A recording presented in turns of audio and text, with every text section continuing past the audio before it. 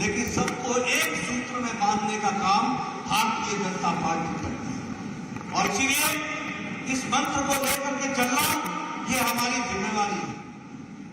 मैं यहां आपसे ये भी कहना चाहूंगा कि हमारी पार्टी आदरणीय प्रधानमंत्री जी के नेतृत्व में आज देश को, जब सारी दुनिया की ताकतें एक तरीके से कोरोना के सामने लड़खड़ा गई है, एक तरीके से यूक्रेन युद्ध के बाद सप्लाई चेन की समस्या आ गई है, वहां भारत देश एक स्टेबल इकोनॉमी के साथ, एक स्थिर आर्थिक नीति के तहत बुलंदी के साथ विपरीत परिस्थिति में भी आगे बढ़ रहा है।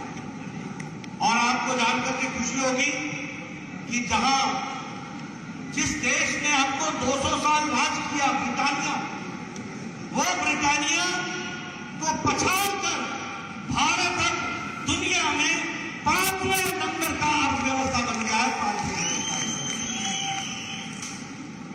अगर मैं बात करूं स्टार्टअप्स की, हमारे नौजवान लोगों के द्वारा नए स्टार्टअप को शुरू करने की, तो दुनिया में स्टार्टअप का हब बन गया है भारत। और 75,000 स्टार्टअप जहां बन रहे हैं, वही 100 के आसपास यूनिकॉर्न हो गए हैं। और उसमें से 40 यूनिकॉर्न कर्नाटक की धरती से हुए हैं। ये भी हमको ध्यान में रखना चाहिए। और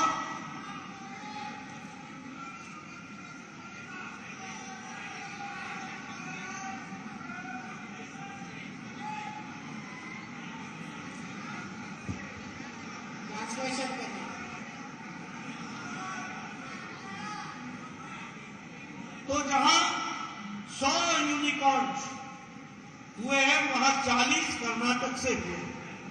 यानी कर्नाटक लीड ले रहा है। आपको जानकर के खुशी होगी कि फॉरेन डायरेक्ट इन्वेस्टमेंट में कर्नाटक देश में सब एक नंबर पर आकर के खड़ा हो रहा है। उसके लिए आगे बढ़ने का काम कर रहा है। उसी तरीके से स्टील के मैन्युफैक्चरिंग में भारत दूसरे नंबर का देश बन गया है। उसी तरीके से आज से 8 साल पहले 92% मोबाइल, 92% मोबाइल बाहर से भारत लेता था। आज भारत 97% मोबाइल यहां मैन्युफैक्चर करके दुनिया को एक्सपोर्ट कर रहा है। यह परिस्थिति आकर के खड़ी हुई। और इसी तरीके से फार्मा में, दवाइयों में हम 138% की वृद्धि की है और 90,000 करोड़ रुपए की दवाई दुनिया के देशों को, प्रगतिशील देशों को दे रही है। अगर मैं केमिकल्स की बात करूं तो 106% की वृद्धि हुई है। अगर मैं डिफेंस की बात करूं तो 334% की वृद्धि भारत में हुई है। और उसी तरीके से इलेक्ट्रॉनिक के एक्सपोर्ट में हम 70,000 करोड़ रुपए का एक्सपोर्ट कर रहे हैं। इसलिए जब अमेरिका, जब कोरोना, जब अमेरिका, जब चाइना, जब यूरोप लड़खड़ाता हुआ दिखता है, मुसीबत में दिखता है, तो भारत एक स्थिर अर्थव्यवस्था के तहत तीव्र गति से आगे बढ़ने का काम कर रहा है। ಬಂಧುಗಳೇ, ನನಗಿವತ್ತು ಹೇಳೋದಕ್ಕೆ ಬಹಳ ಸಂತೋಷ ಆಗ್ತಾ ಇದೆ. ಇವತ್ತು ನಮ್ಮ ಕರ್ನಾಟಕ ಯಾವ ಹಂತಕ್ಕೆ ಪ್ರಗತಿಯನ್ನು ಸಾಧಿಸಿದೆ ಅಂತಂದ್ರೆ, ಭಾರತ ದೇಶಕ್ಕೆ ಹರಿದು ಬರ್ತಾ ಇರುವಂತಹ ವಿದೇಶಿ ಬಂಡವಾಳ ಇಡೀ ಭಾರತದಲ್ಲಿ ಕರ್ನಾಟಕ ನಂಬರ್ 1 ಸ್ಥಾನವನ್ನ ಪಡೆದಿದೆ. ಕರ್ನಾಟಕ ನಂಬರ್ 1 ಸ್ಥಾನವನ್ನ ಪಡೆದಿದೆ. ಅದೇ ರೀತಿ ಇವತ್ತು ನಾವು ಹಿಂದೆ ಮೊಬೈಲ್ಗಳನ್ನ ನಾವು ಹೊರದೇಶಗಳಿಂದ ನಮ್ಮ ದೇಶಕ್ಕೆ ನಾವು ಮೊಬೈಲ್ ಅನ್ನ ತರಿಸ್ಕೊಂತಾ ಇದ್ವಿ. ಆದ್ರೆ ಇವತ್ತು ಸಂತೋಷ ಸಂಗತಿ ಏನು ಅಂತಂದ್ರೆ, ಭಾರತದಿಂದ ಮೊಬೈಲ್ ತಯಾರಾಗಿ ಇಡೀ ವಿಶ್ವಕ್ಕೆ ನಾವು ಕಳಿಸುವಂತ ಕೆಲಸವನ್ನು ನಾವು ಮಾಡ್ತಾ ಇದ್ದೇವೆ. ನಾವು ನಮ್ಮ ಔಷಧಿಯ ಮ್ಯಾನುಫ್ಯಾಕ್ಚರಿಂಗ್ ನಲ್ಲಿ ಇವತ್ತು ನಾವು ಯಶಸ್ಸನ್ನ ಸಾಧಿಸ್ತಾ ಇದ್ದೇವೆ. ನಾವು ವಿಶ್ವದ 2ನೇ ನಂಬರ್ 1 ಸ್ಥಾನ. ಯಾವ ಬಿತ್ತುವ ಬೀಜಗಳನ್ನ ರಫ್ತು ಮಾಡುವಂತದ್ರಲ್ಲಿ, ಬಿತ್ತುವ ಬೀಜಗಳನ್ನು ಮಾಡುವಂತದ್ರಲ್ಲಿ ನಾವು ಇವತ್ತು ಯಶಸ್ಸನ್ನ ಸಾಧಿಸಿದ್ದೇವೆ. ಭಾರತ ಎಲ್ಲ ಹಂತದಲ್ಲೂ ಪ್ರಗತಿಯನ್ನ ಸಾಧಿಸ್ತಾ ಇದೆ. ಬಂಧುಗಳೇ, ಕರ್ನಾಟಕ ಅದರ ಮುಂಚೂಣಿಯಲ್ಲಿದೆ ಅನ್ನುವಂಥದ್ದು ಹೇಳೋದಕ್ಕೆ ನಾನು ಇಷ್ಟಪಡ್ತಾ ಇದ್ದೇನೆ. मित्रों, इसके साथ साथ आपको ध्यान में रखना चाहिए कि यह भारतीय जनता पार्टी और नरेंद्र मोदी जी की सरकार है। जिसने सही मायने में सामाजिक न्याय देने का काम किया है। और सामाजिक न्याय का जो मंत्र था, सबका साथ, सबका विकास, सबका विश्वास, सबका प्रयास, आपको जानकर खुशी होगी कि पहली बार मोदी जी के कैबिनेट में 12 दलित मंत्री हैं। आपको जानकर खुशी होगी कि 27 ओबीसी मंत्री हैं और उसी तरीके से 8 से ज्यादा हमारे ट्राइबल भाई मंत्री हैं केंद्र में। सबका साथ, सबका विकास, सबका विश्वास। और आपको जानकर खुशी होगी कि भारत का लोकसभा का पहला स्पीकर बाल योगी तब बने थे जब एनडीए की अटल बिहारी वाजपेयी जी की सरकार बनी थी। आपको जानकर खुशी होगी कि दूसरा दलित राष्ट्रपति तब बने जब आदरणीय मोदी जी प्रधानमंत्री रहे, तब रामनाथ कोविंद हमारे राष्ट्रपति बने।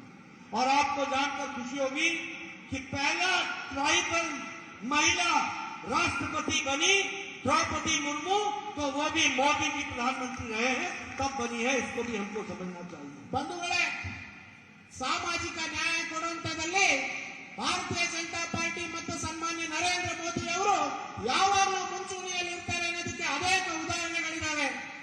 ಇವತ್ತು ಕೇಂದ್ರ ಸರ್ಕಾರದಲ್ಲಿ 8 ಜನ ದಲಿತ ಮಂತ್ರಿಗಳಿದ್ದಾರೆ, 27 ಜನ ಓಬಿಸಿ ಮಂತ್ರಿಗಳಿದ್ದಾರೆ, 8 ಜನ ಎಸ್ಟಿ ಮಂತ್ರಿಗಳಿದ್ದಾರೆ. ಅದ್ಯಾಕೆ ನಮ್ಮ ಎನ್ಡಿಎ ಸರ್ಕಾರ ಮೊದಲನೇ ಬಾರಿ ಬಂದಾಗ ಬಾಲು ಯೋಗಿ ಅಂತವರನ್ನ ಒಬ್ಬ ಸ್ಪೀಕರ್ ಮಾಡುವಂತದ್ದು ನಮ್ಮ ಎನ್ಡಿಎ ಸರ್ಕಾರ. ಮೊತ್ತ ಮೊದಲವಾಗಿ ನಮ್ಮ ಸರ್ಕಾರ ಒಬ್ಬ ದಲಿತ ರಾಷ್ಟ್ರಪತಿಯನ್ನಾಗಿ ರಾಮನಾಥ್ ಕೋವಿಂದ್ ಅವರನ್ನ ಮಾಡಿರುವಂತದ್ದು ನಮ್ಮ ಸರ್ಕಾರ.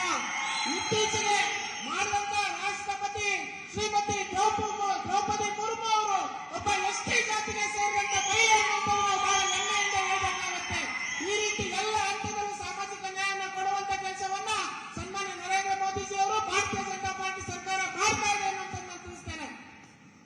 कांग्रेस पार्टी ने सदा दलित, ट्राइबल, ओबीसी की उपेक्षा की है। और उपेक्षा ही नहीं की है, अपमान भी किया है। और मैं कहने के लिए नहीं कह रहा हूं। आप बताइए, 70 साल के राज में ट्राइबल के लिए कांग्रेस पार्टी ने क्या किया?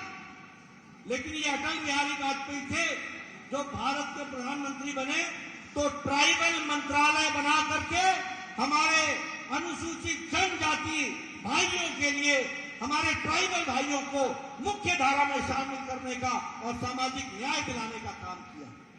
आप बताइए, भारत रत्न डॉक्टर भीमराव अंबेडकर जब जिंदा थे तो कांग्रेस पार्टी ने उनके खिलाफ कैंडिडेट किया, उनको चुनाव में हराया और उनके जीवन लीला समाप्त होने के 40 साल बाद जब भारतीय जनता पार्टी ने कहा और आवाज उठाई, तब भारत रत्न दिया गया। तब भी पूछा नहीं। उसी तरीके से नेशनल बैकवर्ड कमीशन को संवैधानिक दर्जा ये देने का काम किया, तो वह भी नरेंद्र मोदी जी की सरकार ने किया।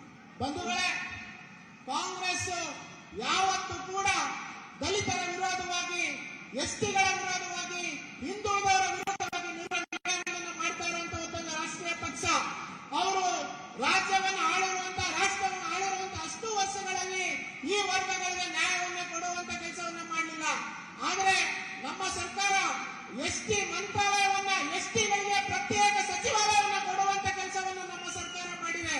ಅದೇ ರೀತಿ ದಲಿತರಿಗೆ ನ್ಯಾಯ ಒದಗಿಸುವಂತ ಬಾಬಾ ಸಾಹೇಬ್ ಅಂಬೇಡ್ಕರ್ ಅವರಿಗೆ 40 ವರ್ಷಗಳ ಕಾಲ ಆದರೂ ಕೂಡ ಭಾರತ ರತ್ನ ಪ್ರಶಸ್ತಿಯನ್ನು ಕೊಡಲಿಲ್ಲ. ಆದರೆ ನಮ್ಮ ಸರ್ಕಾರ ಭಾರತ ರತ್ನ ಪ್ರಶಸ್ತಿಯನ್ನು ಕೊಡುವಂತ ಕೆಲಸವನ್ನ ನಮ್ಮ ಸರ್ಕಾರದ ಕಡೆಯಿಂದ ಆಗಿದೆ. ये अटल जी की सरकार थी जिसने ट्राइबल मंत्रालय भी दिया, और ये अटल जी की सरकार थी जिन्होंने national commission for scheduled tribes इसको भी स्थापित किया। इतना ही नहीं, अभी मोदी जी ने प्री मैट्रिक स्कॉलरशिप को, उसमें भी 2,20,00,000 विद्यार्थियों को 3,220 करोड़ रुपए, 280 करोड़ रुपए का स्कॉलरशिप देने का काम किया। उसी तरीके से पोस्ट मैट्रिक स्कॉलरशिप के लिए 4,30,00,000 विद्यार्थियों को 25,000 करोड़ रुपए का स्कॉलरशिप देने का तय किया है। उसी तरीके से नेशनल फेलोशिप स्कीम में 18,000 बेनिफिशियरीज को 1,511 करोड़ रुपए देने की बात कही है।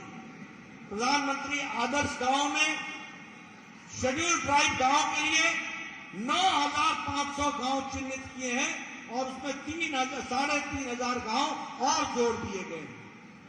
ಇವತ್ತು ನರೇಂದ್ರ ಮೋದಿಜಿ ಅವರ ಸರ್ಕಾರ ಹಿಂದುಳಿದ ವರ್ಗಗಳ ಒಂದು ಕಮಿಷನ್ ಅನ್ನು ಸ್ಥಾಪನೆಯನ್ನ ಮಾಡಿ 3,230 ಕೋಟಿಯಷ್ಟು ಹಣವನ್ನ ಹಿಂದುಳಿದ ವರ್ಗಗಳ ಮಕ್ಕಳಿಗೋಸ್ಕರ ಸ್ಕಾಲರ್ಶಿಪ್ ಕೊಡುವಂತ ಕೆಲಸವನ್ನ ಇವತ್ತು ನರೇಂದ್ರ ಮೋದಿಜಿ ಅವರ ಸರ್ಕಾರ ಮಾಡ್ತಾ ಇದೆ. ಅದೇ ರೀತಿ ಮೆಟ್ರಿಕ್ ಆದ ನಂತರ ಮಕ್ಕಳಿಗೆ ಸ್ಕಾಲರ್ಶಿಪ್ ಅನ್ನ ಸುಮಾರು 15,000 ಕೋಟಿಯಷ್ಟು ಹಣವನ್ನ ಸ್ಕಾಲರ್ಶಿಪ್ ಮೂಲಕ ವಿತರಣೆ ಮಾಡುವಂತ ಕೆಲಸವನ್ನ ಮಾಡಿದೆ. ಇವತ್ತು ಕೇಂದ್ರ ಸರ್ಕಾರ ಈ ಒಂದು ವರ್ಗದ ಜನರಿಗೋಸ್ಕರ ಎಲ್ಲ ರೀತಿಯಂತ ಯೋಜನೆಗಳನ್ನು ಕೊಡೋದ್ರ ಮೂಲಕ ಈ ವರ್ಗದ ಜನರ ಜೊತೆಗೆ ನಾವು ಇದ್ದೇವೆ ಅನ್ನುವಂತ ರೀತಿ ಕೆಲಸ ಕಾರ್ಯಗಳನ್ನ ನಮ್ಮ ಕೇಂದ್ರ ಸರ್ಕಾರ ಮಾಡ್ತಾ ಇದೆ. आपको जानकर आश्चर्य होगा कि इतने साल भारत को आजाद हुए हो गए, 75 साल हो गए, कभी भी हमारे आदिवासी भाइयों का कोई गौरव दिवस नहीं था। ये नरेंद्र मोदी जी ने 15 नवंबर को जनजाति गौरव दिवस भगवान बिरसा मुंडा के नाम पर हर साल गौरव दिवस मनाया जाएगा, जनजाति गौरव दिवस मनाया जाएगा, इस बात का प्रयास हुआ। उसी तरीके से हमारा ट्राइबल बजट 2.5 गुना बढ़ा दिया गया। ट्राइबल रिसर्च इंस्टीट्यूट, यह भी जिसमें हमारे आदिवासी भाइयों का संपूर्ण विकास हो, इसकी चिंता करने के लिए एक राष्ट्रीय इंस्टीट्यूट बनाया गया है। उसी तरीके से हमारे आदिवासी भाइयों ने जो आजादी की लड़ाई में अपने आप को कंधे से कंधा मिलाकर खड़े रहे, उनके लिए 27 सेंटर्स बनाए हैं जहां आदिवासी भाइयों का गौरव को आगे बढ़ाने का काम किया जाएगा। उसी तरीके से हमारे ट्राइबल भाइयों के लिए भी जहां प्रति विद्यार्थी कांग्रेस के जमाने में 11,000 रुपए खर्च होते थे, ट्राइबल के लिए मोदी जी के जमाने में प्रति विद्यार्थी 42,000 रुपए खर्च हो रहे हैं। यह भी हमको ध्यान में रखना होगा। उसी तरीके से जनजाति उपयोजन के तहत 4 गुना बजट बढ़ा दिया गया है और हमारे 36,428 आदिवासी बहुल गांवों को वहां पर उसको डेवलप करने के लिए उपयोजन बना है और उसको भी आगे बढ़ाने का काम हो रहा है। ये सारे काम हमारे दलित भाई, हमारे आदिवासी भाई, हमारे ओबीसी भाई जो पीछे रह गए थे, उनको आगे बढ़ाने का, बराबर पर खड़ा करने का, एक मौका देने का ये काम मोदी जी की सरकार ने किया है और उसको हम आगे बढ़ा रहे हैं।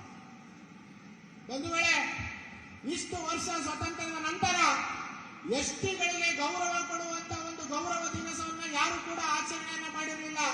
ಆದ್ರೆ ನಮ್ಮ ಸರ್ಕಾರ ನವೆಂಬರ್ 15ನೇ ತಾರೀಕು ಎಸ್ಟಿ ಗೌರವ ದಿವಸ ಅಂತ ಘೋಷಣೆಯನ್ನ ಮಾಡಿ ಬಿರ್ಸಾ ಮುಂಡಾ ಅವರ ಜನ್ಮದಿನವನ್ನ ಇಡೀ ದೇಶದಲ್ಲಿರುವಂತಹ ಆದಿವಾಸಿಗಳಿಗೋಸ್ಕರ ಮೀಸಲಿಡುವಂತ ಕೆಲಸವನ್ನ, ಅವರ ಗೌರವವನ್ನು ಹೆಚ್ಚು ಮಾಡುವಂತ ಕೆಲಸವನ್ನ ಮಾಡಿದ್ರು.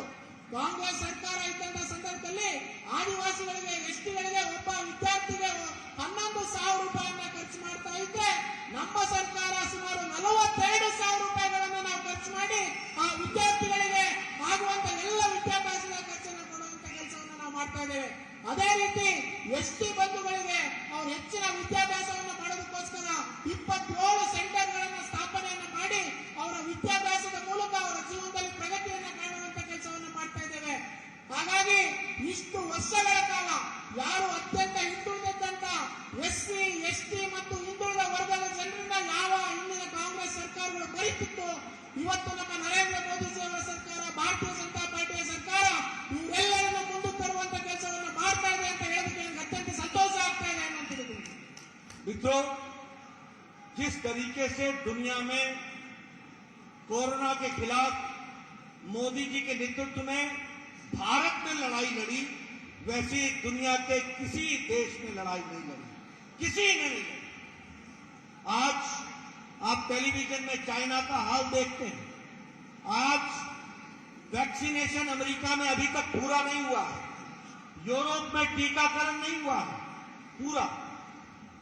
ऑस्ट्रेलिया में टीकाकरण पूरा नहीं हुआ है, वहां झगड़ा चलता है कि वैक्सीनेशन कराना है या नहीं कराना।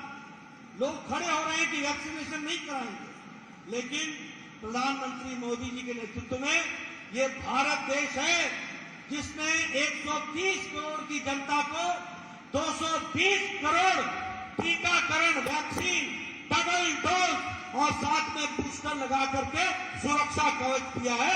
और तब आप यहां पर बिना मास्क के नजदीक नजदीक बैठे हैं। मित्रों, 9 महीने के अंदर मोदी जी ने एक नहीं दो वैक्सीन बनाई है, दो वैक्सीन। दुनिया का सबसे बड़ा वैक्सीनेशन प्रोग्राम और दुनिया का सबसे तेज वैक्सीन लगाने का कार्यक्रम अगर किया है तो भारत ने किया है। भारत नंबर 1 पर आकर से खड़ा हुआ है। ಬಂಧುಗಳೇ, ಕೊರೋನಾ ಎಂಬುದರ ವಿರುದ್ಧ ನರೇಂದ್ರ ಮೋದಿಜಿ ಅವರ ಸರ್ಕಾರ ಯುದ್ಧವನ್ನೇ ಸಾರುವಂತ ಕೆಲಸವನ್ನ ಮಾಡಿತು. ಇವತ್ತು ಚೀನಾ, ಅಮೆರಿಕ, ಯುರೋಪ್ ದೇಶಗಳು ತಮ್ಮ ಜನರಿಗೆ ಇವತ್ತು ವ್ಯಾಕ್ಸಿನೇಷನ್ ಕೊಡೋದಕ್ಕಾಗಿಲ್ಲ.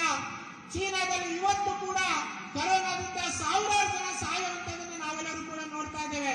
ಚೀನಾದಲ್ಲಿ ಇದುವರೆಗೂ ಕೂಡ ಅವರಿಗೆ ಕೋವಿಡ್ ವ್ಯಾಕ್ಸಿನೇಷನ್ ಕೊಡಕ್ಕಾಗಿಲ್ಲ. ಅಮೆರಿಕದವರು ಕೂಡ ಅವರ ಪ್ರಜೆಗಳಿಗೆ ವ್ಯಾಕ್ಸಿನೇಷನ್ ಕೊಡೋದಕ್ಕಾಗಿಲ್ಲ. ಯುರೋಪ್ ನಲ್ಲೂ ಕೂಡ ಪೂರ್ತಿಯಾಗಿ ವ್ಯಾಕ್ಸಿನೇಷನ್ ಕೊಡಕ್ಕಾಗಿಲ್ಲ. ಆದ್ರೆ ಸನ್ಮಾನ್ಯ ನರೇಂದ್ರ ಮೋದಿಜಿ ಅವರು ನಮ್ಮ ದೇಶದ 130 ಕೋಟಿ ಜನಸಂಖ್ಯೆಗೆ 2 ಡೋಸ್ ಡಬಲ್ ಡೋಸ್ ವ್ಯಾಕ್ಸಿನ್ ಅನ್ನು ಕೊಡೋದ್ರ ಮೂಲಕ ನಮ್ಮ ಭಾರತದ ಪ್ರತಿಯೊಬ್ಬರು ಕೂಡ ಕೊರೋನಾ ವಿರೋಧ ಸುರಕ್ಷತೆ ಮಾಡುವಂತ ಕೆಲಸವನ್ನು ಮಾಡಿದ್ದಾರೆ. ಕೇವಲ ಕೊರೋನಾ ಬಂದ 9 ತಿಂಗಳ ಒಳಗಾಗಿ ನಮ್ಮ ದೇಶದಲ್ಲಿ 2 ನಮ್ಮದೇ ಆದಂತ ವ್ಯಾಕ್ಸಿನ್ಗಳನ್ನು ತರುವಂತ ಕೆಲಸವನ್ನು ಮಾಡಿದ್ರು.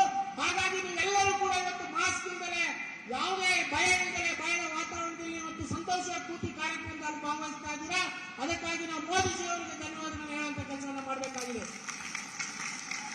मित्रों, एक बात और मैं आपको बताना चाहूंगा।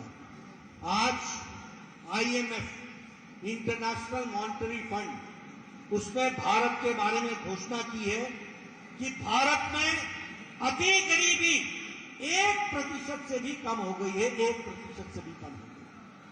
कारण प्रधानमंत्री जी ने जो सौगंध ली कि कोरोना की मार कितनी भी पड़े, हमारे देश का कोई भी व्यक्ति भूखा नहीं सोएगा, उसके लिए 2 वक्त की रोटी का इंतजाम होगा। और 80 करोड़ की जनता को प्रधानमंत्री गरीब कल्याण अन्न योजना में 5 किलो गेहूं प्रति व्यक्ति या 5 किलो चावल, 1 किलो दाल देने की व्यवस्था की है। इसके कारण भारत की अति गरीबी 1% से नीचे आ गई। और दूसरा, प्रधानमंत्री गरीब कल्याण अन्न योजना में लाभ सबसे ज्यादा हमारे दलित भाई, हमारे आदिवासी भाई, हमारे पिछड़े भाइयों को मिला है। ये भी हमको याद रखना चाहिए। ಸ್ನೇಹಿತರೆ, IMF ನವರು ತಮ್ಮ ವರದಿಯಲ್ಲಿ ಉಲ್ಲೇಖವನ್ನು ಮಾಡಿದ್ದಾರೆ. ಭಾರತದಲ್ಲಿದ್ದಂತ ಬಡತನ ಕಡಿಮೆ ಆಗಿದೆ. ಇಂಥ ಕೊರೋನಾದಂತ ಭೀಕರ ಪರಿಸ್ಥಿತಿಯಲ್ಲಿ ಬೇರೆ ದೇಶಗಳಲ್ಲಿದ್ದಂತ ಪರಿಸ್ಥಿತಿಗಿಂತ ಭಾರತದಲ್ಲಿ ಬಡತನದ ರೇಖೆ 1% ಕಡಿಮೆ ಆಗಿದೆ. ಅದಕ್ಕೆ ಕಾರಣ ಏನು ಅಂತಂದ್ರೆ ಸನ್ಮಾನ್ಯ ನರೇಂದ್ರ ಮೋದಿಜಿ ಅವರು ಗರೀಬ್ ಕಲ್ಯಾಣ ಯೋಜನೆ ಅಡಿಯಲ್ಲಿ 5 ಕೆಜಿ ಗೋಧಿ ಅಥವಾ 5 ಕೆಜಿ ಅಕ್ಕಿಯನ್ನ ನಮ್ಮ ದೇಶದ 80 ಕೋಟಿ ಜನರಿಗೆ ಕೊಡೋದ್ರ ಮೂಲಕ ಎಲ್ಲರನ್ನೂ ಕೂಡ ಆ 80 ಕೋಟಿ ಜನರಿಗೆ ಊಟವನ್ನು ಕೊಡುವಂತ ಕೆಲಸವನ್ನು ಮಾಡಿ ಈ ಕೊರೋನಾ ಅಂತ ಭೀಕರ ಸಂದರ್ಭದಲ್ಲಿ ಅವರ ಜೊತೆಗೆ ನಿಲ್ಲುವಂತ ಕೆಲಸವನ್ನು ಸನ್ಮಾನ್ಯ ನರೇಂದ್ರ ಮೋದಿಜಿ ಅವರು ಮಾಡಿರುವಂತದನ್ನ IMF ತನ್ನ ವರದಿಯಲ್ಲಿ ಉಲ್ಲೇಖ ಮಾಡಿದೆ. मित्रों, मैं यहां आपको ये भी बताना चाहूंगा कि चाहे सौभाग्य योजना हो, उज्ज्वला योजना हो, उजाला योजना हो, शौचालय योजना हो, जल जीवन मिशन हो, प्रधानमंत्री किसान सम्मान निधि हो, प्रधानमंत्री फसल बीमा योजना हो, प्रधानमंत्री किसान मानधन योजना हो, ये सारी की सारी योजनाएं गांव, गरीब, वंचित, पीड़ित, शोषित, दलित और हमारे आदिवासी भाइयों को लाभ पहुंचा रहा है। सबसे ज्यादा लाभ हमारे दलित भाई, हमारे आदिवासी भाई, हमारे पिछड़े भाई, इनको मिल रहा है इन सारी योजनाओं से। और इन सारी योजनाओं के कारण भारत मजबूत हो रहा है और भारत को ताकत मिल रही है। और सबसे बड़ी योजना मैं बताऊं, 50 करोड़ की जनता को आयुष्मान भारत में 5 लाख रुपए का सालाना हेल्थ कवर जो दिया जा रहा है, गंभीर बीमारी से लड़ने के लिए जो सुरक्षा कवच दी जा रही है, उससे फर्क पड़ा। ಸ್ನೇಹಿತರೆ, ಮಾನ್ಯ ಪ್ರಧಾನಮಂತ್ರಿಗಳು ಇವತ್ತು ಅನೇಕ ಯೋಜನೆಗಳನ್ನ ನಮ್ಮ ದೇಶದ ಬಡ ಜನತೆಗೆ ಲಾಭ ಆಗಲಿ ಅನ್ನುವಂತ ಕಾರಣಕ್ಕೋಸ್ಕರ ಹತ್ತಾರು ಯೋಜನೆಗಳನ್ನ ಕೊಡುವುದರ ಮೂಲಕ ಅವರ ಬದುಕನ್ನ ಹಸಿರು ಮಾಡುವಂತ ಕೆಲಸವನ್ನ ಮಾಡ್ತಾ ಇದ್ದಾರೆ. ಅದರಲ್ಲಿ ವಿಶೇಷವಾಗಿ ಆಯುಷ್ಮಾನ್ ಭಾರತ್ ಕಾರ್ಡ್ ಅಡಿಯಲ್ಲಿ ಒಬ್ಬರಿಗೆ 5 ಲಕ್ಷದ ಹಾಗೆ ವಿಮೆಯನ್ನ ಕೊಡುವಂತ ಕೆಲಸ, ಅವ್ರಿಗೆ ಯಾವುದೇ ರೋಗದ ಸಮಸ್ಯೆ, ಆರೋಗ್ಯದ ಸಮಸ್ಯೆ ಬಂದು ಕೂಡ ಅವ್ರಿಗೆ 5 ಲಕ್ಷ ವಿಮೆ ಸಿಗುವಂತ ಯೋಜನೆಯನ್ನ ಜಾರಿ ಮಾಡಿದ್ದಾರೆ. ಇನ್ನು 10 ಯೋಜನೆಗಳು ಪ್ರತಿಯೊಬ್ಬ ಬಡವರಿಗೂ ಕೂಡ ತಲುಪುವಂತ ಅನ್ನಭಾಗ್ಯ ಇರ್ಬೋದು, ಶೌಚಾಲಯ ಇರ್ಬೋದು, ಜಲ್ ಜೀವನ್ ಮಿಷನ್ ಇರ್ಬೋದು, ಇನ್ನು ಅನೇಕ ಯೋಜನೆಗಳನ್ನ ನಮ್ಮ ಕೇಂದ್ರ ಸರ್ಕಾರ ಇವತ್ತು ನಮ್ಮ ದೇಶದ ಜನರಿಗೆ ಕೊಡೋದ್ರ ಮೂಲಕ ನಮ್ಮ ದೇಶದ ಜನರ ಬದುಕನ್ನು ಬದಲಾಯಿಸುವಂತ ಕೆಲಸವನ್ನ ಮಾಡ್ತಾ ಇದೆ. मित्रों, मैं एक बात और कहूंगा, कर्नाटक सरकार ने SC ST के लिए, पिछड़ों के लिए बहुत काम किया, बहुत शिक्षा में काम किया, स्वास्थ्य में काम किया, स्कॉलरशिप में काम किया, उनके स्कूल्स की बढ़ोतरी में काम किया, उनके हॉस्टल्स को बनाने में काम किया, उनको अच्छी शिक्षा मिल सके इसके लिए काम किया। लेकिन सबसे बड़ा काम कर्नाटक सरकार ने, बोम्मई सरकार ने किया है, वह SC का रिजर्वेशन 15% से बढ़ा के 17% तक किया और हमारे ST का रिजर्वेशन 3% से बढ़ा के 7% तक किया। ये विकास की दृष्टि से मजबूती देने के लिए स्कॉलरशिप के माध्यम से, बाकी माध्यमों से एक अच्छा कदम उठाया है, ये मैं जरूर कहना चाहूंगा। ಬಂಧುಗಳೇ, ಕೇಂದ್ರದಲ್ಲಿ ನರೇಂದ್ರ ಮೋದಿಜಿ ಅವರ ಸರ್ಕಾರ ಅನೇಕ ಯೋಜನೆಗಳು ಕೊಡ್ತಾ ಇದ್ರೆ, ಕರ್ನಾಟಕದಲ್ಲಿ ಬೊಮ್ಮಾಯಿ ಅವರ ಸರ್ಕಾರವೂ ಕೂಡ ದಲಿತರಿಗೆ, ಎಸ್ಟಿಗಳಿಗೆ, OBCಗಳಿಗೆ ಅನೇಕ ಯೋಜನೆ ಕೊಡುವಂತ ಕೆಲಸವನ್ನ ಮಾಡಿದ್ದಾರೆ. ಅದು ಸ್ಕಾಲರ್ಶಿಪ್ ಜಾಸ್ತಿ ಮಾಡುವಂತದಿರ್ಬೋದು, ಹಾಸ್ಟೆಲ್ಗಳನ್ನ ಕಟ್ಟುವಂತದಿರ್ಬೋದು, ದಲಿತರಿಗೆ ಬೇಕಾದಂತ ಮನೆಗಳನ್ನು ಕೊಡಬಹುದಿರ್ಬೋದು, ಅನೇಕ ಯೋಜನೆಗಳು ಕೊಡ್ತಾ ಇದ್ದಾರೆ. ಅದಕ್ಕಿಂತ ಹೆಚ್ಚಾಗಿ ಇತ್ತೀಚೆಗೆ ಬೊಮ್ಮಾಯಿ ಅವರ ಸರ್ಕಾರ SCಗಳಿಗೆ 3% ಮೀಸಲಾತಿಯನ್ನ ಹೆಚ್ಚು ಮಾಡುವಂತ ಕೆಲಸವನ್ನ ಮಾಡಿದೆ. ಅದೇ ರೀತಿ STಗಳಿಗೆ 4% ಮೀಸಲಾತಿಯನ್ನ ಹೆಚ್ಚು ಮಾಡುವಂತ ಕೆಲಸವನ್ನ ಬೊಮ್ಮಾಯಿ ಸರ್ಕಾರ ಮಾಡಿದೆ.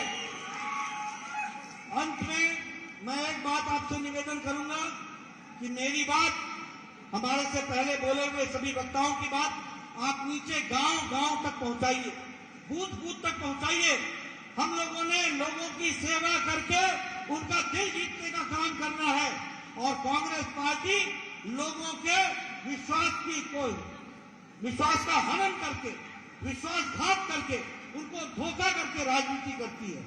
Congress party is known for corruption, Congress party is known for casteism and Congress party is known for commission.